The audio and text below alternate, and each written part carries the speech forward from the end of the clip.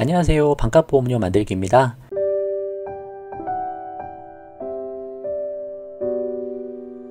오늘은 질병후유장애 특약이 좋다 말하는 이유 두 번째 영상 중에 첫 번째 영상 준비해 봤습니다. 후유장애 특약 관련해서는 제가 지금까지 말씀드렸던 핵심은 그거였던 것 같아요. 좋은 특약이다. 그래서 형편이 되시면 가입을 하자. 그렇지만 형편이 넉넉치 않고 보험료를 줄이고 싶다면 과감히 포기해라. 그렇게 제가 계속 말씀을 드렸죠. 이게 핵심입니다. 보험료 낼 형편이 넉넉치 않은데 질병후유장애까지 넣기보다는 차라리 3대 질병 진단 비자금에 더 충실하자. 그게 제가 말씀드리는 요지예요. 그렇지만 이제 30대 40대 정도에 한 10,000원 정도면 3,000,000원 정도는 충분히 넣을 수 있으니까 그 정도 여유가 되시면 넣으셔도 좋다. 왜냐하면 좋은 특약이기 때문에. 물론 이 질병후유장애 특약에 대해서 좋다고 말씀하시는 분들, 또 안 좋다고 말씀하시는 분들 워낙 다양하죠. 각각의 논리들도 있고 납득할 수 있을 만한 부분들도 있습니다. 그렇지만 제가 생각했을 때는 여전히 좋은 특약이고, 제가 가입하고 싶다고 무작정 한도로 늘려서 가입할 수 있는 특약도 아니세요. 그래서 한번 끝까지 잘 들어보시고 한번 좋은 판단을 내려보셨으면 좋겠습니다.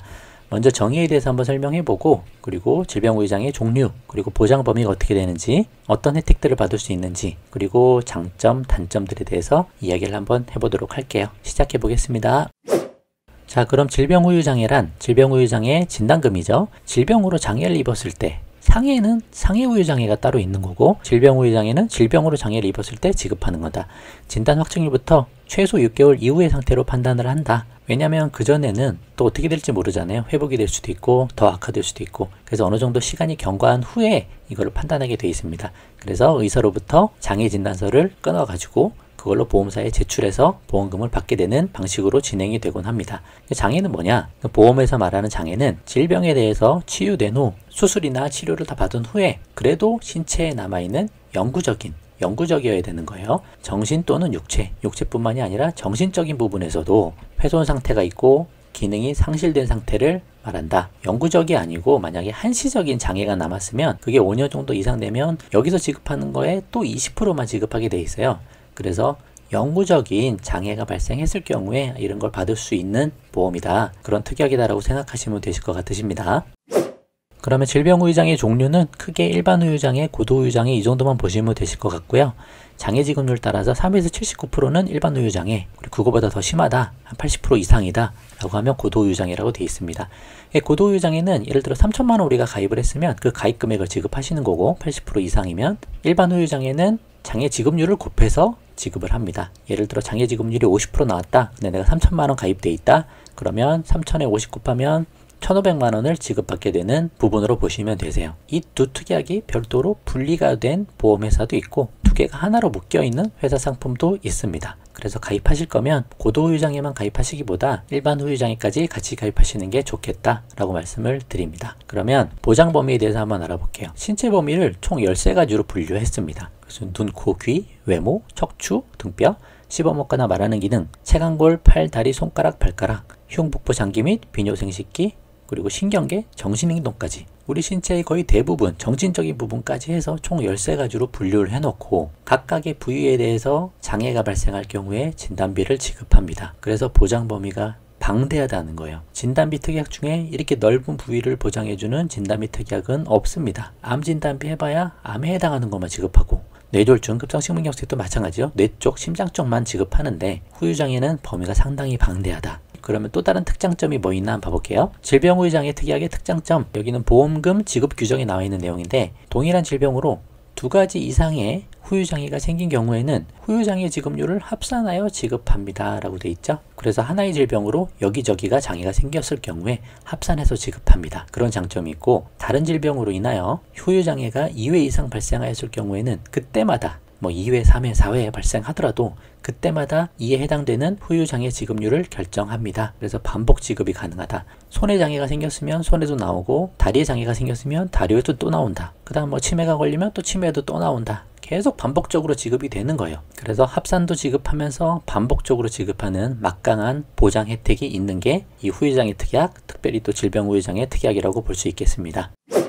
몇 가지 예시를 들어볼게요. 전부 다 볼 수는 없고요. 뭐 받아봐야 이제 얼마나 받겠냐라고 얘기하시는 분들도 많은 경우들이 뭐 이런 경우들인데, 지급률 작게 이렇게 나오는 것들에 대해서 다 받을 생각은 할 필요도 없으시고, 사실 조금 큰 것들의 경우에는 우리가 발생할 수 있는 상황이 어떤 것들이 있을까 한번 이야기를 해보는 거예요. 예를 들어서 눈의 장애 한번 봤을 때 한눈이 멀었으면 50% 정도 지급을 하잖아요. 그러면 3천만 원 가입했으면 1,500만 원이 부가적으로 나오게 되는 거죠. 그러니까 인생의 질병으로 한눈이 멀 확률이 얼마나 되겠느냐라고 생각할 수 있겠지만, 만약에 그런 상황이 발생하게 되면 이렇게 부가적으로 진단비를 받을 수 있는 특약이라고 말씀드리는 부분입니다. 예를 들어 당뇨로 인해서 합병증이 발생하면 시력이 멀 수 있는 경우가 생기거든요. 그럼 실명할 수가 있으세요. 그렇게 되면 이렇게 지급을 받을 수 있는 확률이 있다는 거죠. 또 다른 예시를 보면 다리의 장애도 한번 봐볼게요. 한 다리에 발목 이상을 잃었을 때 60% 정도 지급합니다. 그럼 3천만 원 가입하면 1,800만 원이 지급이 되는 거죠. 이거는 제가 아는 친척분 중에서도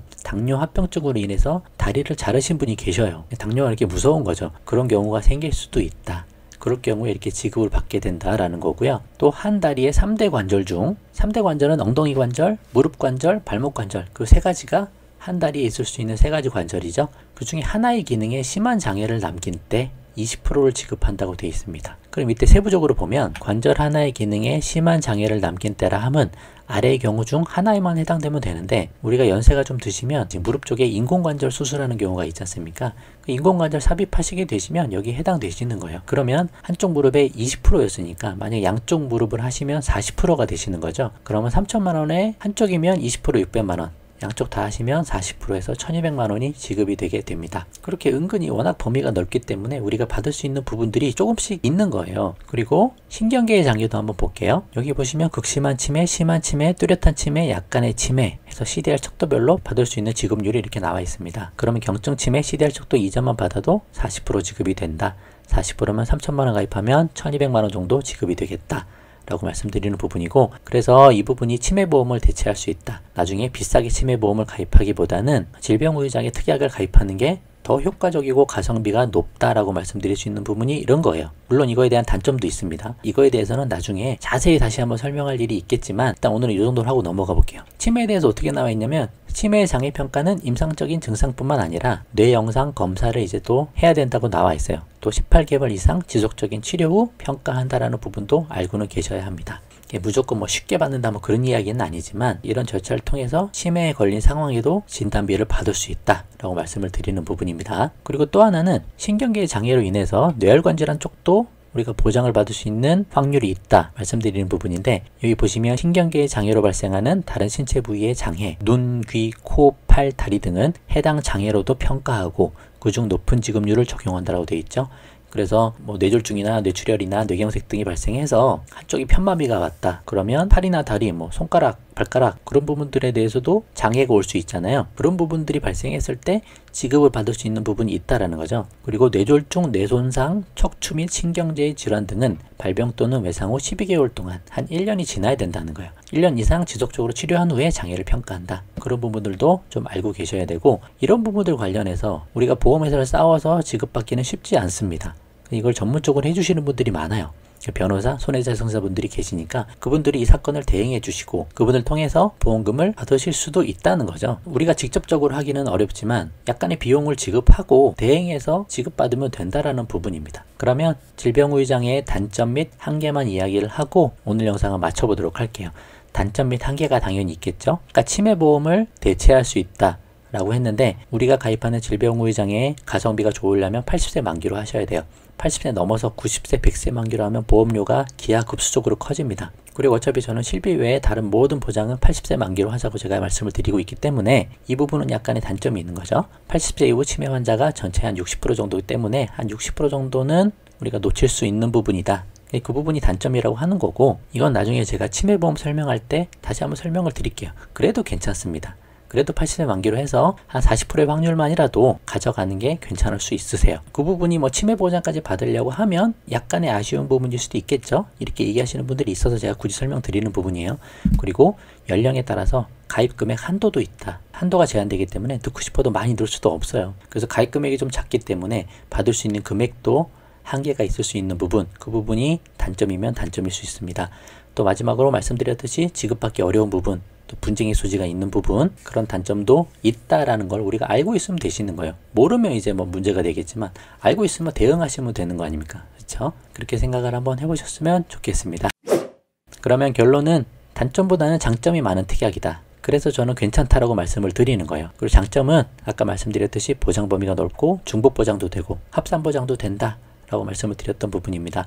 그래서 결론은 형편되는 선에서 가입해도 무방하다. 형편이 안 되면 가입하지 말아라. 그렇게 말씀을 드리고 오늘 영상을 마쳐보도록 할게요. 오늘 영상은 여기까지만 하고요. 도움되셨으면 구독과 좋아요 부탁드리고 공유도 많이 부탁드립니다. 감사합니다. 마칠게요.